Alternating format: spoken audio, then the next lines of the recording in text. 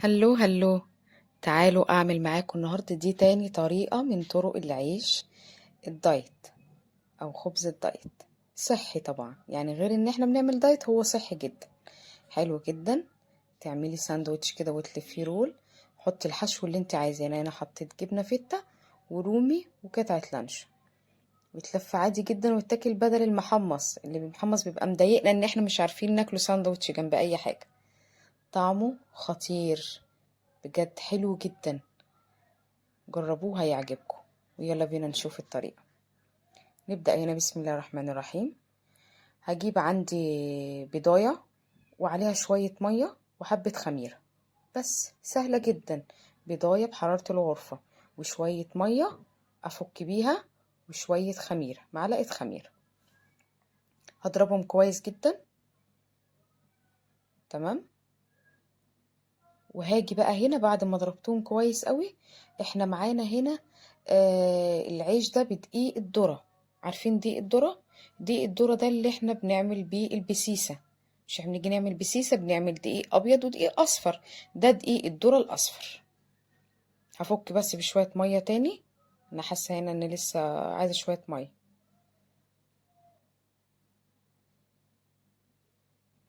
وهحط بقى هنا الدقيق اهو زي ما انتوا شايفين.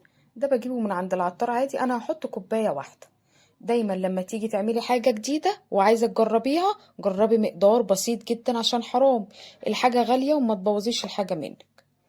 هنا حطيت مقدار كوباية وهقلبهم كويس، وهوريكم بقى القوام بتاعه عامل ازاي. شايفين قوام الكريب؟ هو زي قوام الكريب.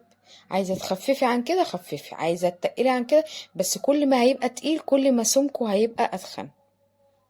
هنيجي بقى هنا على طاسة على البوتاجاز، يستحسن تكون تيفال عشان ما يلزقش. وهرش رشة زيت، وهحط معاك اهو كل حاجة قدامكم. تقومي بقى تفطري بالصبح، ما بياخدش والله 3 دقايق، ما خدش 3 دقايق مني. قمت الصبح كده ما لقيتش حاجة افطر بيها، رحت عملت ده في ثانية، ياخدش وقت خالص. اهو. وتكون النار هادية، تكون النار بتاعته هادية عشان ما يتلسعش. مش هقلبه خالص الا لما بقى يبدأ يتحرك في قلب الطاسة. بسباتيلا كده حركه، الاقيه اتحرك خلاص هروح قلبها الناحية التانية. هوزع بس كده عشان انا مش عايزة سميك. انا بحب دايما الحاجة تبقى السمك بتاعها بيبقى رفيع كده. حلو جدا وصحي. والذرة الصفرا السعرات بتاعتها قليلة جدا طبعا عن الدقيق الابيض.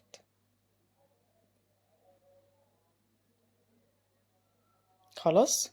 هو تقريبا كده بدأ يتحرك. اوريهولكوا اهو. بس اقلب بقى الناحية التانية. شايفين لونه؟ وطري جدا وطعمه تحفة. انا زودت على الخلطة رشة ملح ورشة فلفل اسمر. تمام. انا عملت اول واحد سادة. هنا بقى زودت شوية شوفان وشوية بذور شيا لو عندك، وطبعا حبايب قلبي سمسم وحبة البركة اللي هو أنا يعني. طبعا بيدي طعم جدا للعيش عن العيشة لما يكون سادة. خلاص ده هنا كده اتعمل. هحطه بقى هنا على طبق، هطلعه على صينية على طبق اللي عندك، وهغطيه بفوطة مطبخ نضيفة.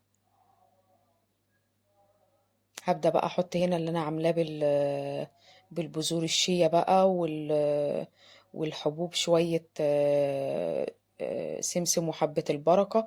وحطيت شوية بذر كتان كده، يعني اللي عندك حطيه. شايفين بقى اول ما يبقبق كده، شايفين الفقاقيع اللي بتطلع دي؟ ابدأ بقى اقلبه. هنا بقى لما حطيته على صينية وفوطة مطبخ نضيفة، حاول اغطيه عشان ما ينشفش منك. عايزاه يبقى ناشف سيبيه في الهواء. انا كده خلصت كل الكمية بتاعتي، وعملت صغير كده شبه البان كيك. شايفين شكله حلو جدا.